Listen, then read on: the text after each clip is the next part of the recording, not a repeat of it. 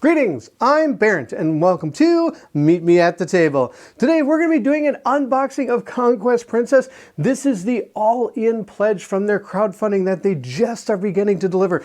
I am super pumped to show you everything that they have in store for you. If you do not know what Conquest Princess is, I have done playthroughs on my channel. Please go check those out. But I'll tell you right now, a quick little synopsis is this is a bag building, fashion wielding, power-upping, small little campaign, or even single shot playthrough plays that you can do, and this is completely cooperative. I am super pumped to show you everything that has to do about this game. Not only that, the little things they have inside this game that bring back little nostalgias, and just the overall idea of this just being an uplifting and happy game just makes me super excited to show you what's in here. This game is done by Mike Ebhart, Peter and Patrick Yang, and my friend Seppi Yoon. He lives here in Minnesota. He's a great game designer and all-around fantastic individual. If you're excited to see what's in store, if you are able to pick up Conquest Princess, or of course if you want to pick it up, I'll put a link to Fight in the Box page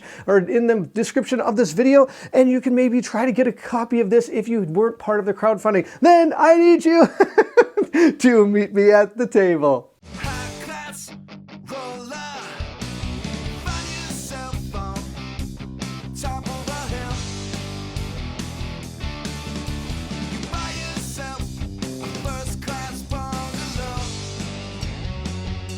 Conquest Princess is a game that is designed for 1 to 4 players. It takes about 45 to 75 minutes per game for ages 14 plus. If you, like I said, haven't seen this game before, you are going to be the members of the Intergalactic Armed Response Team, or I should say Temporal Intergalactic Armed Response Team, or better known as Tiara, which is absolutely awesome. And what our goal is Magog and her minions have sprung traps to steal a giant robot that is called the Conquest Princess, the most powerful weapon of justice in the galaxy. We're going to be fighting across many different types of missions to try to save and preserve the timeline that is going to be our galaxy. And as you see in front of you here, this is the playmat. This is the playmat. This is super awesome. It is actually called the Playmat of Unusual Size, which is an absolute awesome name. You're going to see so many awesome things in this game that have to do with, like, there's just the naming of things. They put a lot of effort into it, and it is really awesome. So this is the Playmat of Unusual Size, and it is absolutely huge. I mean, I know you saw the game on it just a little while ago, but this game, this playmat alone is easily, I want to say about, I would go 4 feet by 3 feet, which is huge. Now, this side of the playmat, it is dual-sided. This side of the playmat gives you some idea of kind of the history of the universe and the different things you're going to hear about as you play through the game. You're going to learn about the Dark Portal, and you're going to hear about the paying systems and things of that nature. So if you're not sure exactly what those are or where they landed in the timelines of the different things, they're found on this playmat, which is super cool. Now let me quickly show you the other side. The other half of the playmat, or side I should say, is a true playmat. It's going to be able to put all the different parts of your mission, your tiara. It's also going to have your halo. It's going to have all the different characters and their fashion plate and where to place them. So you'll know exactly where to have everything available to you. Over here, of course, it does have your player reference sheet. So this playmat is absolutely everything you're going to need to be able to get your game going. And on the back side, of course, it has that cool history and a different glossary of terms from all the different things you're going to hear about in this game. Okay, enough of the playmat, which is super, super cool. The Playmat of Unusual Size, which is super awesome. Of course, if you're interested in picking up any of these components, please check out Fight in the Box, or if I know of another way to pick up the things, I'll make sure to put links to those in the description of this video. Let's take a look at the game box itself. Let's take a look in the box.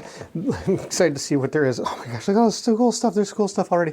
We've got, this is going to be the nope, this is the mission book. It's going to teach you how to, all the different missions and the rules that go along with them, I believe is what this is. It has a quick start guide, and here's our first reference into the world of awesome. This is the introductory mission and tutorial on how to play the game called the Captain Ashi Marooned tutorial mission. I hope you get that reference. That's absolutely awesome. That's there. Princess Zero. This is the comic book that they made for it. This is a comic book, I believe, written by Seppi and Mark. It's right down here, written by Seppi and Mark. This is going to be a comic that's going to have some introduction, and it's just going to be all around awesome. So please read through this. I think it'll give you maybe a little bit of backstory of how the game is played. I'm sorry, I don't know exactly what's in this. Oh, here it is. This is the story of Ellie, the first pilot of the Conquest Princess. Oh, that's awesome. So it tells you kind of the roots and origins of the Conquest Princess. That's fantastic. All right, then we got some of our different boards that we're going to be placing out on the play mat as we play through the game. I will go through those momentarily. We have our cards for how to use each of the characters here. Or actually, no, I think they're all exactly the same. It just has the pictures, so you can pass them out to the different players for their player references, but I think they're all the same. Yes, these are all exactly the same. And this exact card, I believe, is the same thing written right here. So if you have the playmat, you can use that, but you can also hand these out to all the players so they have them. Here is the instruction manual. It'll tell you exactly how to play it has the rules for the game, where the other one is going to have the rules for, I believe, the missions and kind of the backstories of the missions and everything. Now, I believe, if I remember right, this is kind of a small campaign you can play. Of course, it also has the ability to be played as one-shots as well. The instruction booklet is about 32 pages, which is perfect. That's not too big, not too small. We're going to put this aside and we'll take a look at that later. Like I said previously, if you're interested in seeing how this game is played, this is the mission I believe I did on the channel. I don't know how much of it has expanded since then, but this is the one I did on the channel. If you're interested in seeing it, you can take a look for it on the channel. Super fun game, super cool mission. I might do this again now that all the components are the same, but I'm going to read through here and see how much of it has changed. If nothing's changed, I might do a different mission so you can see again how this played with now all the awesome components that are part of the game. Now, taking a few steps back, we do have, of course, our Halo components. These normally are going to be sitting kind of around your ship. These are and what you're seeing here is these are the different parts of the ship, and as they kind of get to full power, you're going to be able to use specific actions on the ship themselves. This, which is right here, this is the Tiara. The actions are going to be able, for example, I can repair, do not teleport if it's critical. So you have to repair it, and then once you get it repaired, then it can teleport your characters around the ship and then potentially all around the board, depending on how powerful it is. The comms one, as you power this up, you're going to be able to gain different knowledge of what is going to happen as the monster activates.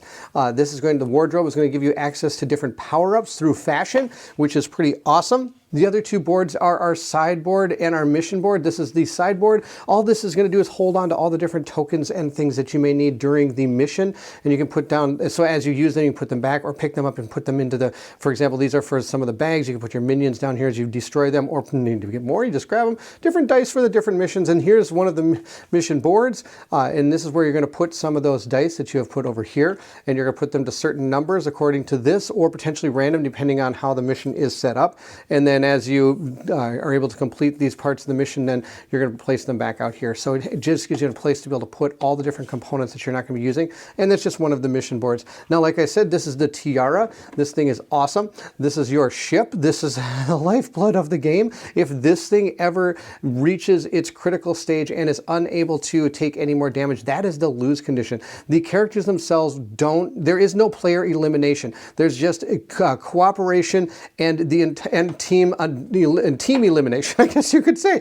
So if your character is taking damage, they don't die. It's actually going to, again, affect the lifeblood of the ship. And as, of course, this thing takes damage, and if it ever reaches 0, that is the lose condition. There isn't, like I said, no player elimination, which is one of the big points that I think is awesome about this. These are all the different sections of the ship that I just showed you just momentarily with the Halo. And like I said, if you had the wardrobe at full power, you're able to do different things. This shows, the numbers here are going to show when either things happen to the ship or you have to place minions out on the ship to try to damage the ship. These numbers are going to be the ones that you're going to put them out on based on any of the rules from the mission that you're playing. The next is we have our punch board. What you see here are some of the tokens you're going to use. This is like a hit token. I lied. This is the hit token. This is the critical fail token. This is a miss token. You don't want these. You want these. Now the cool thing about this game is, as you're playing the game, you're going to be drawing tiles out of your bag and using them on certain areas of the ship or for certain minions, and they're going to go onto that sideboard. And in order to get them back into the bag, you have to do different things to get them there, certain actions and things. So as you're hitting with all these hits, the bag is going to become more of a miss factory, and you're going to have to try to get these hits back in the bag, or you're going to have a potential of drawing more misses. So it's a really, really cool system. It's probably that's one of my favorite systems of the game, is the fact that you're not only building the bag, but you're also pulling things out and keeping them out until you can get them back in the bag to be able to help you. Sometimes it's even beneficial to, when you pull critical hit or critical misses, to actually have them, and so you can get them out of the bag. So when you have to do something important that involves you having to hit, it's best to have these out of the bag.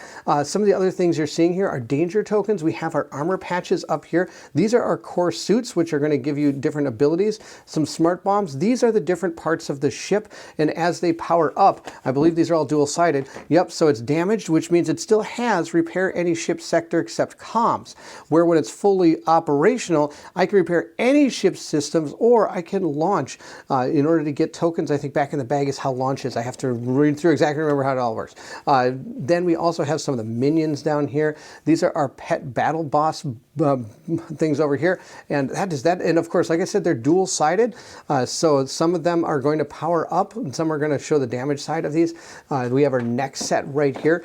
These are going to be unique to the ship. As you power up your ship, you're going to have access to specific chips that you can put into the bag then that are going to give you extra bonuses, which is super cool. Again, more core suits for each of the characters, more minions. And I do want to mention, this game, even though it's played 1 to 4, you do have to control all 4 because it's balanced in that situation. I don't believe there's a way to play it without the 4. I could be wrong. They might have moved past that, but I believe you still have to play with all 4 characters, which is super cool because every character has their own special abilities and superpowers. And of course, they can all do special transformations and they can bring on their super powered fashion suits, which is one of the awesome things. You can gain the transform. Everybody has this transformation sequence on their board that they're going to be able to use. And if you're able to transform, you get to do your superpowers through the power of fashion, which is awesome. And in order to do that, you actually have to physically do the specific action in order to transform. And once you transform, you flip this over, you get to do the power that is on this card. And then some of them are ongoing. Some of them are just a one-time deal. We do have different tokens that remind us of different things. What's this? A mission guide bookmark. Oh, that's cool. You can put this in your book so you remember where they are. Down here, we have the mini Conquest Princess co-pilot. And then some of the bosses. Here is Captain Ashi, and he's going to get marooned. Here are the different agents. Now, of course, there are upgrades for this game, which are going to have like standees and things, and I do have a lot of that. We'll look through that momentarily. Here's the last chip that was in there. This is the lead agent chip. This is going to be passed around. Now, I believe you can choose who it is, unless there's specific conditions that have to do with how much damage people have taken. If a person takes more damage, they are not going to be able to gain the lead agent. But if there's like a tie, I believe you can figure out who you want to have the lead agent, which is cool. We have some of the placards right here, which are going to be for all the different missions. These are going to create the different battlegrounds that you're going to play on, and you'll place them out onto your battleground in a grid of like maybe like 4 or 5 of these. And the cool thing about this, you could fight against the same type of environment or same type of mission, and these could be in different orders, making it more difficult or easy. These are double-sided, so you could fight, for example, something like this, maybe something out of like Galaga, or you have I noticed there's like a millipede in here, which is something like out of Centipede. So a lot of the missions are based off of fun and exciting old arcade games that I used to play when I was younger, and other references as well. Now, of course, if you don't get the references, you still get to have fun. There's still a whole bunch of fun things. And notice each of these have things you're going to be able to do, and being able to destroy these are going to get different advancements and stuff into either your bag, your ship, or things of that nature. So these are all the different battlegrounds. Like, for example, this millipede guy, as you attack him and stuff, he's going to shift in different ways to be able to expose other areas of him that you can then attack, and your goal is tools to maybe get all these dice off of it in order to prevent the millipede from taking over the Tiara and causing bad things. So these are the battlegrounds. Those are really cool. I like this system a lot, where you can have a it can be in different ways. So it could be like that one way, or the next game it could be like this, depending on how they want to make it more difficult or easier for you. Look at this. This is the main guy at the top. Roar. Super good. Next we have our fashion plates and other cardboards. The first set of cardboard stuff that we have is the fashion plates. These are for each of the different characters. The fashion plate will be able to put your armor and then be able to put your power-ups around it like this. So every character has these, and of course as you gain power-ups to the power of fashion, you can only ever equip like one of each type. So I can only have one helmet. Now you can break the fashion, which is going to be able to give you different bonuses as you go through it. You can maybe get a different action or use a different type of action on your turn, or potentially it might give you a bonus to an attack or something. So it's, even though you're equipping yourself with cool things, you can also destroy the fashion to give yourself special bonuses. And then each of our characters are going to have our wrist blasters, which first off gives you the idea of how to activate these. And this is the area of the game which is kind of a programming area. So you're going to program in the sequence you're going to want to do based on what you have available to you. You can take damage, which you'd be putting into these slots, making them unavailable. You're going to gain some extra slots if you have enough power. And of course, if you have all the power you need and you do all the right sequence, you can transform and become super, super awesome. So that is each character is going to get one of them, and they are exactly the same. Now, how they transform, of course, is all based on the transformation sequence that they have that's going to be up here. And I believe there's only one for each of the characters as we go through the game. There might be more, but I don't think so. I think there's just the one. And trust me, it is super, super cool to be able to transform, because you get the superpower bonus, and your guy becomes awesome. And it's just a part of the game. It's super awesome. It does have a great bag, good feel. Oh my gosh, this bag's really nice. It's got a nice feel to it. It has a cool picture on the front here. Hopefully that I want to draw only hits out of that bag. These are all the dice that you're going to use. Now, this game isn't a dice rolling game, it's a bag game, but the dice are going to be used for the different missions, as you saw earlier. We also have the standees for the characters. These are the different tokens that we're going to be using during the game for potential missions or enemies. We have action tokens. These are the ones that we're going to place in to be able to slot in as to what our different program is going to be. So for example, if I have 4 actions, I can use these 4 action cubes and slot them in. So I look at my characters, and we've kind of talked about what a good plan would be. And maybe it's going to be to move, shoot, and then move again or something. Then we could just activate all those in order, and we'll be able to do that sequence, which is super cool. Of course, as I said, sometimes you can have like a critical fail that's blocking this, so you can't use that one. And if you get enough power in here, you get an extra cube that you can put down in here and get a 5th action during the turn, which is super neat. They do have goo cubes, and we also have power cubes. The power cubes are what we're going to slot into these, and I believe it's a finite resource in this game, especially for certain missions. Other missions it might not be, but I believe it's a finite resource that you can't have more than what's actually in the bag. So 1, 2, 3, 4, 5, 6, 7, 8. I think there's 8 of them. So if you wanted to power up, you'd have to decide what character is best to be able to activate their fashion power in order to, because they have to have all 4 cubes. Now, like I said, you can use one of the cubes to have a different action going forward in the game, which might be beneficial to the group. This game has such a unique puzzle aspect to it, and of course, I love the programming concepts, the whole puzzling out everything, and I love how it's cooperative, so you can all talk to each other before starting the turn and kind of decide, okay, so what should be a good plan for this character? What do you want me to try to do? Or, hey, I'm going to try to do this, and here's how I'm going to do it, and we go, okay, great, I can support you by doing this, because, of course, every character, once you see some of these cards, is going to have their own abilities that can really help enhance each of the characters. Before I show the cards, I do want to show you the unique abilities that all the characters have. These are the different patches. Now, of course, like I said, when you flip it over, you get the Ultimate Rage, which is, I believe, part of the fashion when you do the transformation, you're able to do that. For example, the pilot here, your first hit with the core suit each turn, draw 2 tiles and then return 1. So if you decide to make an attack action, you get to draw 2 and return them. Now, the cool thing about it is you can use other characters' ability if you're in the same space as them. So, for example, this one allows you to do 2 special actions on a turn. Now, of course, this character can do 2 special actions, but if I also had the purple character there, they could do that as well.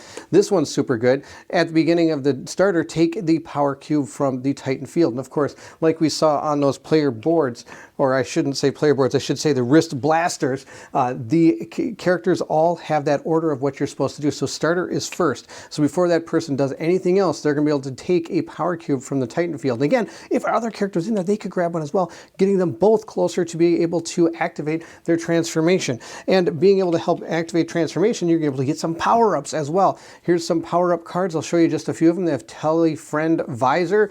They've got Smart Ring. They've got they've got an Infinity Clutch. That's amazing.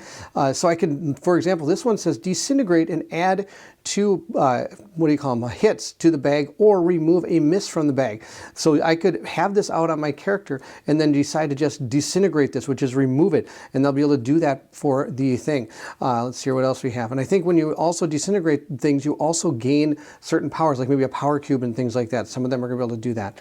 If I ever get a hit, I can draw one additional tile. You may place the hit in any order on the valid targets. So that's got a bug blaster. Got a bug blaster. That's awesome. There's also fast fashion cards that you're going to be able to gain a hold of, and these are just going to be the different things you can put on your characters. For example, here's the hand, and I can have this on my hand and I can disintegrate it when your next hit, draw, or attack, sorry, draw one additional tile. You may place a hit in any order on valid target, so again gives you the ability to do a lot of hits. We have carbon kicks. I can disintegrate it to prevent 1 damage, which is super cool. Now I think, like I said, I think you can also just disintegrate these to get some power cubes if you want, which gets you closer to be able to activate your fashion thing. There are going to be pets that you're going to be gaining in the game as you go forward. I don't think you start with them, but it could be one of the missions is to gain your pet co-pilot. For example, you could get Bad Batch. Green. I take a helmet from the power deck, add it to Bad Batch. You may now use 2 starters on each round, which is really cool. So there's a whole bunch of different pilots. I'm not going to show you all those. You're going to see those probably during a playthrough. Our tutorial mission does have a certain set of cards that you're going to use, and I believe these are going to stay in order. I don't think you want to mix these up. Of course, I'll learn more about that as I look through the tutorial mission. Now, the other ones are all going to be the different types of missions. We have a boss battle, which is where we're going to fight. I think it's the evil fashion person. He's the fashion tyrant, the Mugaga. And we got to try to take him out. That's kind of the name of the game here, to take out Mugaga. Here's an advanced mission, the Dark Portal, and here's the cards that go along with it. Here is the standard mission, Pet Rescue, and we continue on. We have teleporting cards. These are going to be mission-specific cards that you're going to be using during certain missions. And again, look at this. This is my favorite. You can get the Conquest Princess, and you can start using it. And then on here's fashion is power. How about a leg up? I'll give us a hand. I'll form the head. That's like from Voltron. That's awesome. High five. And then also I believe the Tyrant is also going to have some. So it's going to have a whole big boss battle at the end where you have to fight the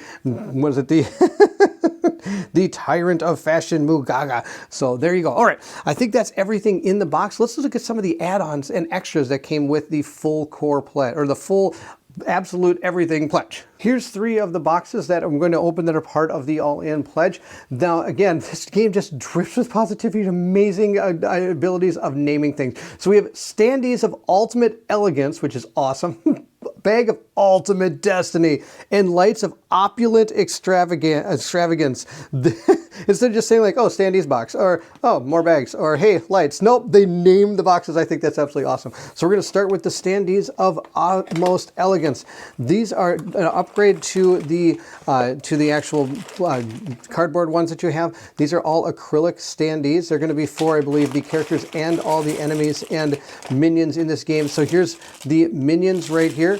Here are the tokens for the danger. Now these are the ones, as your Tiara takes damage, it's going to have to deal with these you're going to be taking these tokens off, and once these all run out, that I believe is going to be your lose condition. I know it's your lose condition, but I think these are the tokens you can use. So this can take the place of the cardboard pieces that you have. Here's the ones for the pets area here. And then these are, here they are. These are going to be the bosses, and I bet our heroes are in here as well. We'll take a look. This will be awesome. Yes, I see them right now. All right, so here's like one of the main bad guys. Now, of course, these do have a film on them that you have to pull off to, that it's protecting it for now. So I have to pull the films off. But these are the 3 starting characters in all their glory. Look at these guys. Oh, these characters are awesome.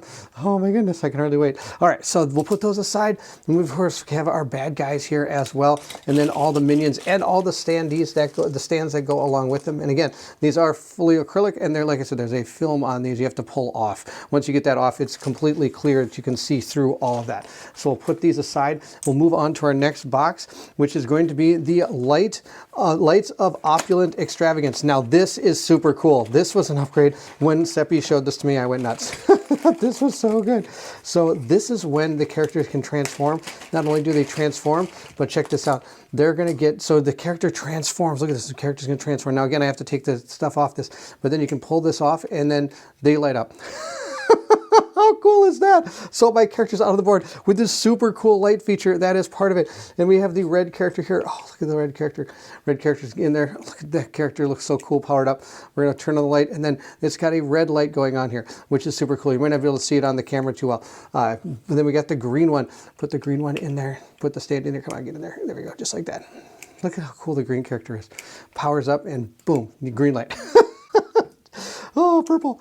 Let's see if purple gets in there. Put that one in. Look, there's multiples flying around because this person's very, very good at teleporting around and things of that nature, and gives people the ability to move around the board faster. But these lights are absolutely awesome. So super cool to have those lights on those characters. That's so good. Now, of course, we also have these upgraded tokens as well as part of this the box of Lights of Opulent Extravagance. Then our last box is the Bag of Ultimate Destiny. We'll take this out and see what's inside. Can't wait. Come on, open this up. No, there's a little thingy on it. That's cool. Keeps it all nice and safe in there. Now, these are going to be the upgraded tokens these are awesome. These really make the game come alive. Now, remember we saw those cardboard ones? If you're ever to grab an upgrade component to the game, I would recommend the Bag of Ultimate Destiny because it turns all the components that you're going to be drawing from into these tactile, awesome cubes. Of course, I grabbed the critical misses because that's what I do a lot. Actually, I don't. I've played this a few times with Seppi. Seppi's just amazed at how many times I never draw the critical miss. It's like you have no odds of how many times you don't draw it. But here's all the hits. And of course, the missions you're playing will tell you how many of these to put into the bag and then how many to place out on that sideboard. But these are so cool. These are the ones that, if you're, like I said, if I were to get an upgrade to it, this would be the upgrade, because not only you get the cool bag, because this bag is really deep. It has that awesome bottom to it, so you can really dig in there and get your tokens. But it also, the just tactile feature of being able to dig in there and grab these tokens out, I think are super, super cool. Oh, yeah, so this one's super cool. What are we talking about? Everything's super cool. The Bag of Ultimate Destiny. During the campaign, they were able to unlock the Knight of the Necropede. The Knight of the Necropede is a extra 4 missions for the game, and not only does it come with how to play the game, but it also gives us cards that are going to go along with the particular missions. And those consist of some new co-pilots for pets, some new boss battle that we have to take on. It also has an advanced mission, a standard mission, and then a tutorial mission that helps train through how to get through the Necropede. Now, one thing I didn't show you is what any of these cards are, so I'm going to show you a few of these cards. What these are is they're going to give you 2 different things on what you're supposed to do, and you're supposed to put them in the right order. Now, of course, like I said, if some of those are if you have enough of the ship fixed, you can know what some of these are coming out. So for example, if I had it fixed, I might be able to see both of these, and I'll be like, I don't know. We have to make sure we prepare for something like this. So we have to give us a chance to be able to do a holy guacamole or huddle up. We have to get ready for those missions. Now, if you don't have anything repaired, you're just going to flip over a card and have to deal with it. Which could be really, really bad. So that is the Knight of the Necropede. It gives us a few more extra missions that we can play, adding more content to the game. And the last thing we have are some bonus cards. We have like the Doom Cowl, which is pretty awesome. Doom Warmers. We have Doom everything, Doom Cape, and the Doom sleeves. Oh, I love that he's going with the fists like that. That's pretty awesome. And then we have some new pets as well. And I'll show you one of the pets because I didn't show you any of them. They all have special powers that you're able to do if you have them based on, I believe, the color of who they're with. So or they could only be with these particular characters, purple or blue. After your first miss, you may draw one fast fashion, which is pretty awesome. So these are some extra cards. Oh, I want the Doom stuff. That's amazing. I love it. Okay, there we go. And that is the end of the unboxing for Conquest Princess. This is a really fun and epic game. It just has a wonderful feel to it. It has a happy, like, colorful, and actually it's really a tough game too. I've actually only won it when I've played with Seppi.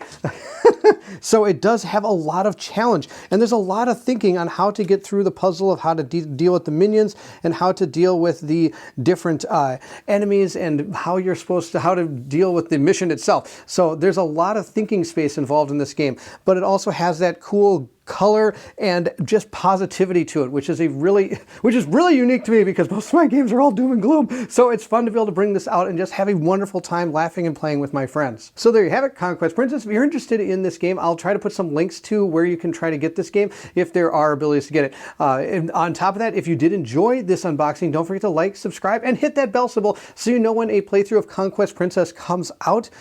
Also, please feel free to leave anything in the comments section below. I would love to hear from everyone. If you're interested in supporting the channel, the Patreon for Colin and our channel Meet Me at the Table is located in the description of this video. Those that have joined the Patreon are shown here on the screen. Thank you so much for your patronage. It means the world to me. If you're interested in joining the Patreon, some of the perks you're going to gain is Colin and I do let you watch all of our playthrough videos, usually about a day or two ahead of time, without commercial interruptions. On top of that, if a game has characters we have to choose from, or if we have to, let's say, level up our characters, we do give the Patreon supporters a chance at giving us ideas and maybe a poll and voting on how to upgrade or what characters they want to see played in our games. So our Patreon supporters have the ability to affect the games that we play going forward. So there you have it. Again, thank you so much for watching, and I would also like to thank Seppi and Fight in a Box for giving me this full pledge. This was given to me by them for helping them with the crowdfunding, and I'm super glad I was part of it